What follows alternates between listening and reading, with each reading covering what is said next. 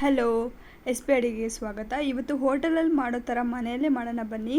Vegetable Kurma ಮತ್ತು ಪೂರಿನ ನೋಡಿ. ಈಗ 2 ಬಟ್ಲಾಗೋಷ್ಟು ಗೋಧಿ ಹಿಟ್ಟನ್ನ ತೊಗೊಂಡಿದ್ದೀನಿ ಆ್ಯಂಡ್ 1/2 ಬಟ್ಲಾಗೋಷ್ಟು ಮೈದಾ ಹಿಟ್ಟು ತೊಗೊಂಡಿದ್ದೀನಿ ಮತ್ತು ರುಚಿಗೆ ತಕ್ಕಷ್ಟು ಉಪ್ಪು, 1 ಚಿಟಿಕೆ ಆಗೋಷ್ಟು ಸಕ್ಕರೆ ಹಾಕ್ಕೊಳ್ಳಿ. ಈಗ ನೀರು ಹಾಕ್ಕೊಂಡು ಎಷ್ಟು ಬೇಕೋ ಅಷ್ಟು ಕಲಸಿಟ್ಕೊಳ್ಳಿ. ಒಂದು ಸೈಡಲ್ಲಿ ಇಟ್ಕೊಂಬಿಡಿ. ಈಗ ವೆಜಿಟೇಬಲ್ ಕುರ್ಮಾಗೆ ಬೇಕಾಗೋ ಇಂಗ್ರೀಡಿಯೆಂಟ್ಸ್ ನೋಡೋಣ. ವೆಜಿಟೇಬಲ್ಸ್ ಎಲ್ಲ ಇಟ್ಕೊಂಡಿದ್ದೀನಿ ಆ್ಯಂಡ್ 2 ಈರುಳ್ಳಿ, ಕರಿಬೇವಿನ ಸೊಪ್ಪು ಮತ್ತು ಮೆಣಸಿನಕಾಯಿ ಮತ್ತು ಎಷ್ಟು ಬೇಕೋ ಅಷ್ಟು ಎಣ್ಣೆ, ಶುಂಠಿ ಬೆಳ್ಳುಳ್ಳಿ ಪೇಸ್ಟ್, ಕೊಬ್ಬರಿನ ಗ್ರೈಂಡ್ ಮಾಡಿ ಇಟ್ಕೊಂಡಿದ್ದೀನಿ. ಒಂದು ಸ್ವಲ್ಪ ನೀರು ಹಾಕಿ, ಚಕ್ಕೆ ಲವಂಗ, ಸಾಸಿವೆ ಮತ್ತು ಚಿಕನ್ ಮಸಾಲ, ಗರಂ ಮಸಾಲ ಎಲ್ಲ ಮಿಕ್ಸ್ ಮಾಡಿ ಇಟ್ಕೊಂಡಿದ್ದೀನಿ. 2 ಟೊಮೆಟೊ, ಸ್ವಲ್ಪ ಧನಿಯಾ ಪುಡಿ, ಒಂದು 4-5 ಟೀ ಸ್ಪೂನ್ ಧನಿಯಾ ಪುಡಿ. ಈಗ ನೋಡೋಣ ಬನ್ನಿ ಹೇಗೆ ಮಾಡೋದು ಅಂತ. ಒಂದು ಬಾಣಲಿಯಲ್ಲಿ ಎಣ್ಣೆ ಕಾದಿದ್ದಾದಮೇಲೆ ಈರುಳ್ಳಿ ಏನು ತೊಗೊಂಡಿರ್ತೀರ ಆ ಈರುಳ್ಳಿನ ಫ್ರೈ ಮಾಡ್ಕೊಳ್ಳಿ. ಈಗ ಜಾಸ್ತಿ ಏನು ಫ್ರೈ ಬೇಡ, ಒಂದು ಸ್ವಲ್ಪ ಮೀಡಿಯಮಾಗಿ ಫ್ರೈ ಮಾಡಿಕೊಂಡು ಮತ್ತು ಶುಂಠಿ ಬೆಳ್ಳುಳ್ಳಿ ಏನು ತೊಗೊಂಡಿರ್ತೀರಲ್ವ ಸೊ ಅದನ್ನು ಆ್ಯಡ್ ಮಾಡ್ಕೊಳ್ಳಿ. ಆ್ಯಡ್ ಮಾಡಿದ್ದಾದಮೇಲೆ ಈಗ ಚಕ್ಕೆ ಲವಂಗ ಏನಿದೆ ಅಲ್ವಾ ಸೊ ಅದನ್ನು ಆ್ಯಡ್ ಮಾಡಿಕೊಂಡು ಮಿಕ್ಸ್ ಮಾಡ್ಕೊಳ್ಳಿ ಚೆನ್ನಾಗಿ. ಅದ್ರ ಜೊತೆಗೆ ಟೊಮೆಟೊ ಕೂಡ ಹಾಕ್ಕೊಂಡು ಮಿಕ್ಸ್ ಮಾಡ್ಕೊಂಬಿಡಿ ನೋಡಿ. ಮತ್ತು ಮೆಣಸಿನ್ಕಾಯಿ ನಿಮ್ಮ ಖಾರದ ಎಷ್ಟು ಬೇಕೋ ಅಷ್ಟು ಹಾಕ್ಕೊಳ್ಳಿ. ನಮಗೆ ಜಾಸ್ತಿ ಏನು ಬೇಡ, ಚಿಕನ್ ಮಸಾಲ, ಗರಂ ಮಸಾಲ ಮತ್ತು ಪೆಪ್ಪರ್ ಪೌಡ್ರ್ ಎಲ್ಲ ಹಾಕಿದೆ ಅಲ್ವಾ ಸೊ ಅದಕ್ಕೆ ಜಾಸ್ತಿ ಏನು ತಗೊಳಲ್ಲ. ನಾನು ಜಾಸ್ತಿ ಕೂಡ ಖಾರ ತಿನ್ನಲ್ಲ ನಾವು, ಸೊ ಅದಕ್ಕೆ ಅಷ್ಟು ಹಾಕ್ಕೊಂಡಿದ್ದೀನಿ ಅಷ್ಟೇ. ಮತ್ತು ಕೊತ್ತಂಬರಿ ಸೊಪ್ಪು ಮತ್ತು ಏನು ಧನಿಯಾ ಪುಡಿ ತೊಗೊಂಡಿದ್ದೀರ 4-5 ಟೀ ಸ್ಪೂನು, ಅದನ್ನು ಹಾಕ್ಕೊಂಡು ಚೆನ್ನಾಗಿ ಮಿಕ್ಸ್ ಮಾಡಿ ಒಂದು ಸ್ವಲ್ಪ ಹೊತ್ತು ಫ್ರೈ ಮಾಡಿ. ಅದೆಲ್ಲ ಮಿಕ್ಸ್ ಆಗೋವರೆಗೂ ಒಂದು ಸ್ವಲ್ಪ ಹೊತ್ತು ಫ್ರೈ ಮಾಡಿಕೊಂಡು ಈಗ ಮಿಕ್ಸಿ ಜಾರಲ್ಲಿ ಹಾಕ್ಕೊಂಡು ಗ್ರೈಂಡ್ ಮಾಡ್ಕೊಳ್ಳಿ ನೋಡಿ. ಈಗ ಗ್ರೈಂಡ್ ಆಗಿದೆ. ಸೊ ಮಸಾಲ ರೆಡಿ ಆಗಿದೆ. ವೆಜಿಟೇಬಲ್ ಕುರ್ಮಾಗೆ ಮಸಾಲ ರೆಡಿ ಆಗಿದೆ. ಈಗ ಕುರ್ಮಾನ ಹೇಗೆ ಮಾಡೋದು ಅಂತ ನೋಡೋಣ ಬನ್ನಿ. ನೋಡಿ, ಒಂದು ಕುಕ್ಕರ್ ಕಾದಿದ್ದಾದಮೇಲೆ ಎಣ್ಣೆ ಹಾಕಿ, ಎಣ್ಣೆ ಕಾದಿದ್ದಾದಮೇಲೆ ಚಕ್ಕೆ ಲವಂಗ, ಸಾಸಿವೆ ಮತ್ತು ಈರುಳ್ಳಿ, ಕರಿಬೇವಿನ ಸೊಪ್ಪು ಏನಿದೆ ಅದೆಲ್ಲ ಹಾಕ್ಕೊಂಡು ಒಗ್ಗರಣೆ ಥರ ಮಾಡ್ಕೊಳ್ಳಿ. ನೀವು ಸಾರು ಆಗಿದ್ದಾದಮೇಲೆ ಕುರ್ಮಾ ಆಗಿದ್ದಾದಮೇಲೂ ಕೂಡ ಒಗ್ಗರಣೆ ಹಾಕ್ಕೊಬೋದು. ನಾನು ಸ್ಟಾರ್ಟಿಂಗಲ್ಲೇ ಒಗ್ಗರಣೆ ಹಾಕ್ಕೊತಾ ಇದ್ದೀನಿ. ಈ ಥರ ಒಗ್ಗರಣೆ ಸ್ವಲ್ಪ ಹೊತ್ತು ಕಾದಿದ್ದಾದಮೇಲೆ ವೆಜಿಟೇಬಲ್ಸ್ ಏನಿದೆ ವೆಜಿಟೇಬಲ್ಸ್ನ ಚೆನ್ನಾಗಿ ಫ್ರೈ ಮಾಡಬೇಕಾಗತ್ತೆ. ಹಾಗೆ ಒಂದು ಸ್ವಲ್ಪ ಉಪ್ಪು ಹಾಕ್ಕೊಂಡು ಚೆನ್ನಾಗಿ ಎಣ್ಣೆಯಲ್ಲೇ ಫ್ರೈ ಮಾಡ್ಕೊಳ್ಳಿ. ಈಗಲೇ ಒಗ್ಗರಣೆಗೆ ಹಾಕ್ಕೊಂಬಿಟ್ರೆ ನಿಮ್ಗೆ ಈಸಿ ಆಗುತ್ತೆ ಮತ್ತು ಹಂಗೆ ತಿನ್ಬೋದು. ಕುರ್ಮಾ ಆಗಿದ ತಕ್ಷಣ ಹಂಗೆ ತಿನ್ಬೋದು. ಸೊ ಅದಕ್ಕೆ ನಾನು ಈಗಲೇ ಒಗ್ಗರಣೆ ಹಾಕ್ಕೊಂಬಿಟ್ಟಿದ್ದೀನಿ ನೋಡಿ. ಈಗ ಚೆನ್ನಾಗಿ ಮಿಕ್ಸ್ ಆದಮೇಲೆ ಏನು ನಾವು ಗ್ರೈಂಡ್ ಮಾಡಿಟ್ಕೊಂಡಿದ್ದೀರಲ್ವ ಮಸಾಲೆನ ಅದನ್ನು ಹಾಕ್ಕೊಳ್ಳೋಣ. ಎಲ್ಲ ಮಿಕ್ಸ್ ಮಾಡಿ ವೆಜಿಟೇಬಲ್ಸ್ ಮತ್ತು ಮಸಾಲೆನೆಲ್ಲ ಮಿಕ್ಸ್ ಮಾಡ್ಕೊಳ್ಳಿ ಚೆನ್ನಾಗಿ ನೋಡಿ. ಈ ಥರ ಈಗ ಚೆನ್ನಾಗಿ ಮಿಕ್ಸ್ ಆಗ್ತಿದೆ. ಚೆನ್ನಾಗಿ ಮಿಕ್ಸ್ ಆಗಿದ್ದಾದಮೇಲೆ ಒಂದು ಸ್ವಲ್ಪ ಹೊತ್ತು ಕುದಿ ಬರೋವರೆಗೂ ಕಾದು ಈಗ ಚಿಕನ್ ಮಸಾಲ, ಗರಂ ಮಸಾಲ ಮತ್ತು ಪೆಪ್ಪರ್ ಪೌಡ್ರ್ ಏನಿದೆ ಅದನ್ನು ಮಿಕ್ಸ್ ಮಾಡಿಕೊಂಡು ಚೆನ್ನಾಗಿ ಮಿಕ್ಸ್ ಮಾಡಿ ನೋಡಿ. ಎಷ್ಟು ಚೆನ್ನಾಗಿದೆ. ಇದರಲ್ಲಿ ಮೇನ್ ಇಂಗ್ರೀಡಿಯೆಂಟ್ ನೋಡಿ ಇದೆ ಕೊಬ್ಬರಿ ಗ್ರೈಂಡ್ ಮಾಡ್ಕೊಳ್ತೀರಲ್ವ ಸೊ ಅದೇ ತುಂಬ ಇದರಲ್ಲಿ ಟೇಸ್ಟ್ ಕೊಡೋದೇ ಅದಾಗಿರುತ್ತೆ. ಇದು ಹಾಕಿದ ತಕ್ಷಣ ಟೇಸ್ಟೇ ಡಿಫ್ರೆಂಟ್ ಆಗಿಬಿಡುತ್ತೆ.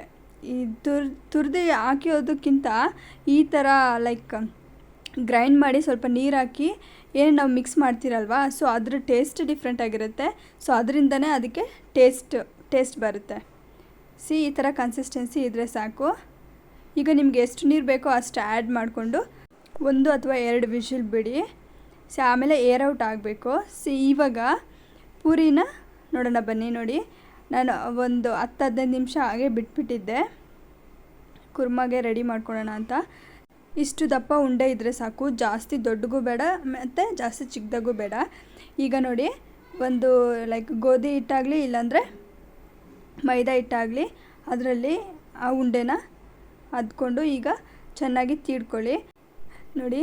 ಈಗ ನಾನು ಪೌಡ್ರ್ ಜಾಸ್ತಿ ಹಾಕಿದ್ದೀನಿ, ಆಸಿಡ್ ಜಾಸ್ತಿ ಹಾಕಿದ್ದೀನಿ. ಅಕಸ್ಮಾತ್ ಏನಾದರೂ ಮೆತ್ಕೊಂಬಿಟ್ರೆ ಏನು ಮಾಡೋದು ಅಂತೇಳ್ಬಿಟ್ಟು, ಯಾಕೆ ರಿಸ್ಕು ಅಂತೇಳ್ಬಿಟ್ಟು ಒಂದು ಸ್ವಲ್ಪ ಜಾಸ್ತಿನೇ ಹಾಕಿದ್ದೀನಿ ನೋಡಿ. ಈಗ ಎಣ್ಣೆ ಕಾದಿದೆ ಇಲ್ಲ ಅಂತ ಚೆಕ್ ಮಾಡಿ. ಈಗ ಕಾದಿದೆ. ಸೊ ಒಂದು ಪೂರಿನ ಹಾಕಿದ್ದೀನಿ ನೋಡಿ. ಯಾವ ರೀತಿ ಬುಡ್ಡೆ ಥರ ಬರುತ್ತೆ ಪೂರಿ ಅಂತ. ನೀವು ತೀಡ್ಕೊಬೇಕಾದ್ರೆ ಸ್ವಲ್ಪ ಮಂದ ಸ್ವಲ್ಪ ಮಂದ ಇದ್ದರೆ ಸಾಕು, ಜಾಸ್ತಿ ತೆಳುವಾಗಿ ತೀಡೋಕೆ ಹೋಗ್ಬಿಡ್ರಿ, ಆವಾಗ ಈ ಥರ ಬರೋದಿಲ್ಲ. ಒಂದು ಲೈಟಾಗಿ ಒಂದು ಸ್ವಲ್ಪ ಮಂದ ಇದ್ದರೆ ಈ ಥರ ನೋಡ್ಬೋದು ನೀವು. ಜಾಸ್ತಿ ತೆಳುವಾಗಿ ತಿಡಿದ್ರೆ ಈ ಥರ ಬರೋದಿಲ್ಲ. ಈಗ ಪೂರಿ ರೆಡಿಯಾಗಿದೆ ನೋಡಿ.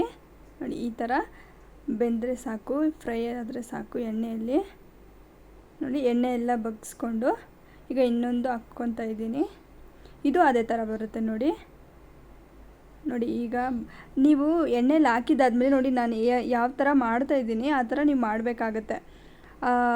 ಏನು ನೀವು ಪೂರಿ ಹಾಕಿರ್ತೀರಲ್ವ, ಸೊ ಅದ್ರ ಮೇಲೆ ಒಂದು ಸ್ವಲ್ಪ ಸೌಟನ್ನ ಆಡಿಸ್ತಾ ಇರಬೇಕಾಗತ್ತೆ. ಆಗ ಅದು ಒಳಗಡೆ ಎಣ್ಣೆ ಎಲ್ಲ ಮೇಲೆ ಬಂದು ಅದೊಂಥರ ಬುಡ್ಡೆ ಥರ ಬರುತ್ತೆ ನೋಡಿ. ಈ ಥರ ಆಡಿಸ್ತಾ ಇದ್ದರೆ ಅದು ಚೆನ್ನಾಗಿ ಬುಡ್ಡೆ ಥರ ಬರೋದಕ್ಕೆ ಸ್ಟಾರ್ಟ್ ಆಗುತ್ತೆ. ಈಗ ಎಣ್ಣೆ ಎಲ್ಲ ಬಗ್ಸ್ಕೊಂಡು ನಿಮ್ಮ ಕಂಟೈನರಲ್ಲಿ ಹಾಕ್ಕೊಬೋದು ನೋಡಿ. ಈಗ ನಾನು 3 ಮಾತ್ರ ತೋರಿಸ್ತಾ ಇದ್ದೀನಿ ಅಷ್ಟು ನೋಡಿ. ಇನ್ನೊಂದು ಹಾಕ್ಕೊತಾ ಇದ್ದೀನಿ, 3 ಮಾತ್ರ ತೋರಿಸ್ತಾ ಇದ್ದೀನಿ. ನೀವು ಎಷ್ಟು ಬೇಕೋ ಅಷ್ಟು ಮಾಡ್ಕೊಬೋದು. ನಾನು ತುಂಬಾ ಮಾಡಿದ್ದೆ, ಜಸ್ಟ್ ನೋಡ್ಸೋದಕ್ಕೆ ಈ ಥರ 3 ಮಾತ್ರ ತೋರಿಸ್ತಿದ್ದೀನಿ ನೋಡಿ. ಇದನ್ನು ಅಷ್ಟೇ, ನೀವು ಯಾವಾಗ ಹಾಕ್ತೀರ ನೋಡಿ ಎಣ್ಣೆಯಲ್ಲಿ, ಆಗ ಆ ಪೂರಿ ಮೇಲೆ ಸೌಟನ್ನ ಆಡಿಸ್ತಾ ಇರಬೇಕಾಗತ್ತೆ. ಇಲ್ಲಾಂದರೆ ಆ ಪೂರಿ ಅಷ್ಟು ಬೇಗ ಎದ್ದೊಳಲ್ಲ ಮೇಲಕ್ಕೆ, ಆ ಥರ ಬುಡ್ಡೆ ಥರ ಬರೋದಿಲ್ಲ ನೋಡಿ. ಈಗ ಅದು ಕೂಡ ರೆಡಿಯಾಗಿದೆ. ನಾನೀಗ ಹಾಟ್ ಬಾಕ್ಸಲ್ಲಿ ಹಾಕ್ಕೊಳ್ತಾ ಇದ್ದೀನಿ ನೋಡಿ. ಎಷ್ಟು ಬುಡ್ಡಾಗಿ ಬಂದಿದೆ ನೋಡಿ, ಚೆನ್ನಾಗಿದೆ. ಆ್ಯಂಡ್ ತಿನ್ನೋದಕ್ಕೂ ಅಷ್ಟೇ ತುಂಬಾ ಚೆನ್ನಾಗಿರುತ್ತೆ. ಈಗ ಕುರ್ಮಾ ನೋಡೋಣ ಬನ್ನಿ ಏನಾಗಿದೆ ಅಂತ ನೋಡಿ. ವಾವ್, ಸೂಪರಾಗಿದೆ ನೋಡಿ. ಈಗಲೇ ತಿನ್ಬಿಡೋಣ ಅನಿಸುತ್ತೆ.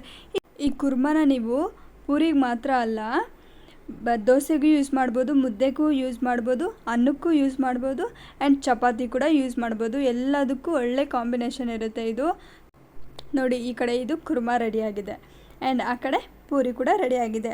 ನೋಡೋಣ ಬನ್ನಿ ಕಾಂಬಿನೇಷನ್ ಹೇಗಿದೆ ಅಂತ ನೋಡಿ. ತುಂಬಾ ಚೆನ್ನಾಗಿದೆ.